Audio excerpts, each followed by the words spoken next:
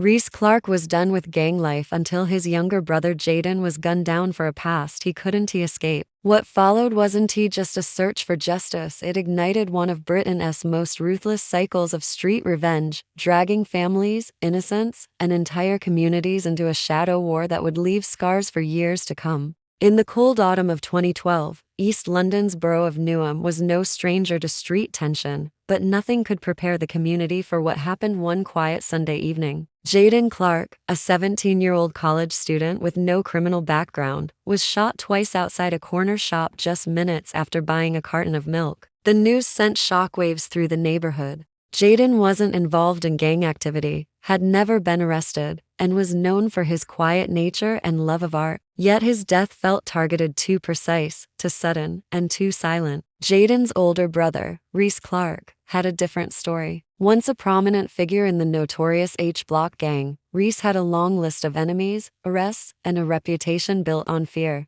He had stepped away from the life nearly 4 years earlier after serving time for weapons possession. Since then, he had kept a low profile, claiming to be reformed. But the streets don't forget, and old wounds never heal in silence. Some believe Jayden's death wasn't random. It was payback, a delayed strike at Reece, delivered through his family. The police launched an investigation but quickly hit a wall. Witnesses claimed not to have seen anything. CCTV footage mysteriously had a gap during the exact moment of the shooting. There was no weapon found, no fingerprints recovered. What remained was a body on the pavement and a grieving family whose pain seemed to echo through every brick of their estate. Within a week of the funeral, Reece disappeared. His phone was turned off, social media wiped clean, and friends claimed he hadn't spoken to anyone. The assumption was that he had gone underground, either out of fear or vengeance. Local whispers suggested he had returned to old contacts, asking questions no one wanted to answer. What started as mourning quickly evolved into quiet dread. The streets knew something was coming.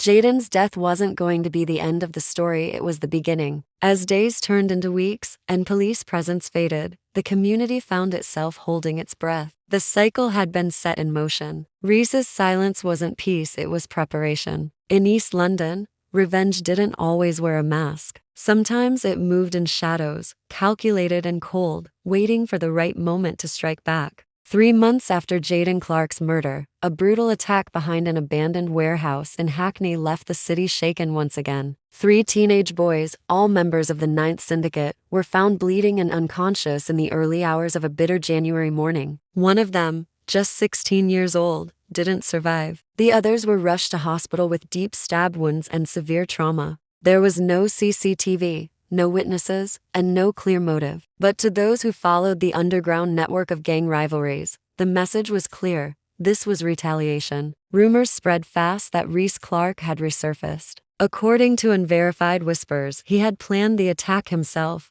operating alone or possibly with former allies from his H-Block days. What disturbed many wasn't just the violence, but the targets. The 3 boys were fresh recruits, young, impressionable, and barely involved in the criminal side of the gang. Reece didn't strike at the leadership. He went after the future. It was a strategic decision meant to hurt the Ninth Syndicate at its roots, to remind them that the pain he felt wasn't something that would fade. The Ninth Syndicate, one of the city's fastest-growing youth gangs, had developed a reputation for being reckless and public with their violence. Their attacks were often recorded and shared, meant to send a message. But this was different. It was surgical, silent. Nothing was filmed, no names were dropped, and no claims were made. The precision of the act sent a wave of paranoia through the streets. If Reece was behind it, he wasn't just out for revenge, he was declaring war. Police doubled patrols in the affected areas, but the response was mostly reactive. They had no leads, no forensic trail, and no suspects willing to speak. Families of the injured boys remained silent, either out of fear or loyalty. Within gang culture, cooperating with law enforcement often meant signing your own death sentence.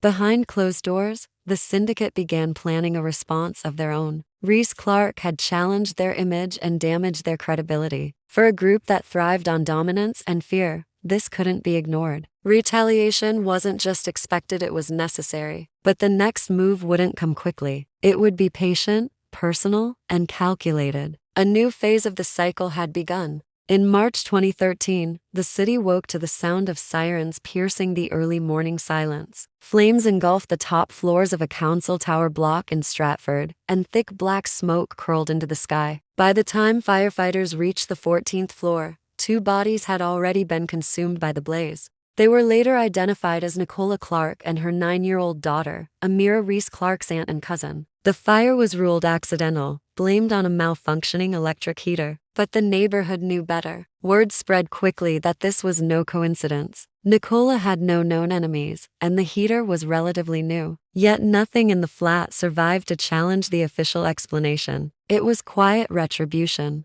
stripped of evidence, and designed to leave a mark that couldn't be erased. In the world of street conflict, the syndicate had struck back not by targeting Reece directly, but by making him feel the kind of pain he had inflicted. It wasn't a message shouted in the streets. It was whispered through loss, wrapped in flames and grief. This kind of retaliation marked a turning point. It showed a new level of cruelty, one that disregarded age, innocence, or bloodlines. The war had evolved beyond bullets and blades. Now, it was psychological, creeping into homes and families, designed to haunt rather than just kill. The Clarke family, already torn by Jayden's murder, found themselves surrounded by tragedy. Funerals became more frequent than birthdays.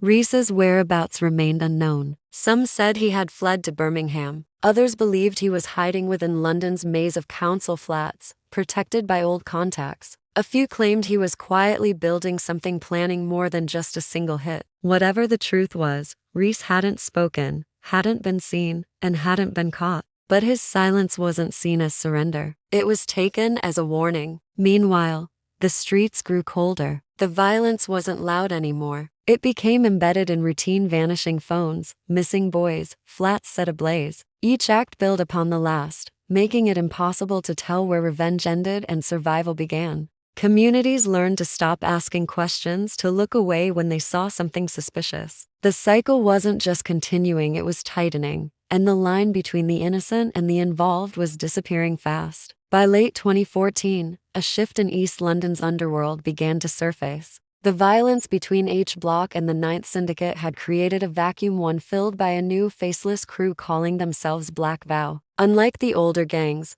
Black Vow didn't stake claim to territory. They didn't wear colors or post online threats. Their presence was defined by unpredictability, and their method was imitation. They studied the past and mirrored it, launching attacks that mimicked the tactics of both rival groups, deepening confusion and reigniting feuds that had begun to cool. One night, a former H Block enforcer was stabbed in front of a betting shop. 2 days later, a Ninth Syndicate veteran was beaten and left for dead outside a late-night chicken shop. Neither side took credit. Both believed the other was responsible. Fear and paranoia returned to the estates like a sickness. Old enemies began watching each other again. Past truces dissolved in silence. Black Vow thrived in this chaos, feeding off uncertainty and escalating fear with every action. The police were caught off guard. There were no known leaders, no patterns, no reliable informants. Even seasoned detectives struggled to understand who they were dealing with. Unlike previous gangs,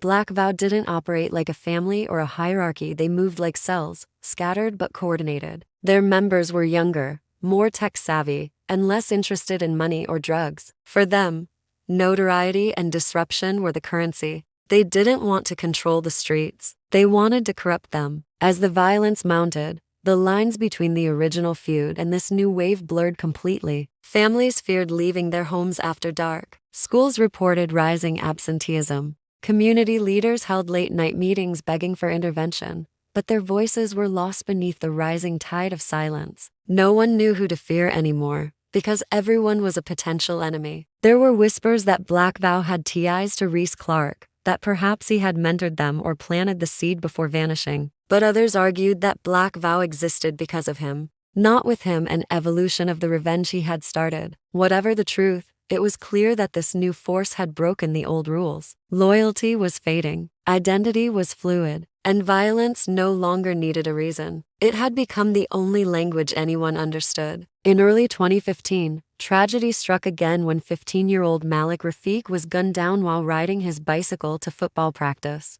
The murder was swift, 2 shots fired from a passing motorbike, and just like that, another name was added to the growing list of young lives lost. Malik had no criminal record, no known enemies, and no reason to be targeted. His only connection was blood. He was the younger cousin of a Black Vow associate who had recently been arrested in connection with a stabbing. This time, the public reaction was explosive. Malik's death made headlines. He wasn't a gang member or a known troublemaker. He was a student, a footballer, and a well-liked boy with dreams of going pro. The media latched onto the story, calling it a senseless killing. Protests erupted in front of police stations. Local MPs demanded government action. For the first time in years, the full weight of public pressure fell on the institutions that had long ignored the escalating cycle of street revenge. In response, a dedicated task force was deployed across East London. Stop and search numbers surged. Dozens of young men were detained, and known Black Vow hangouts were raided.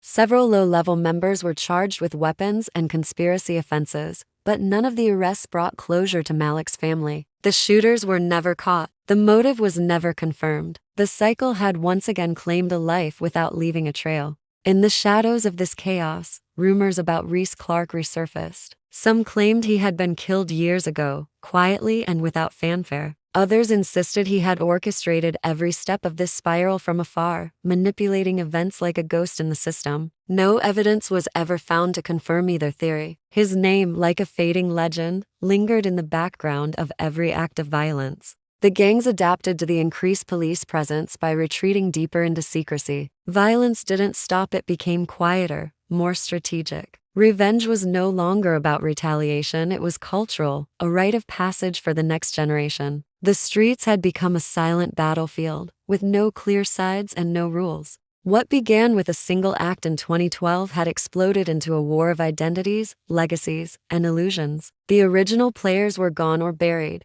but their influence remained stitched into every street corner. In the end, the most ruthless part of Britain's cycle of street revenge wasn't he who started it, it was that no one knew how to end it.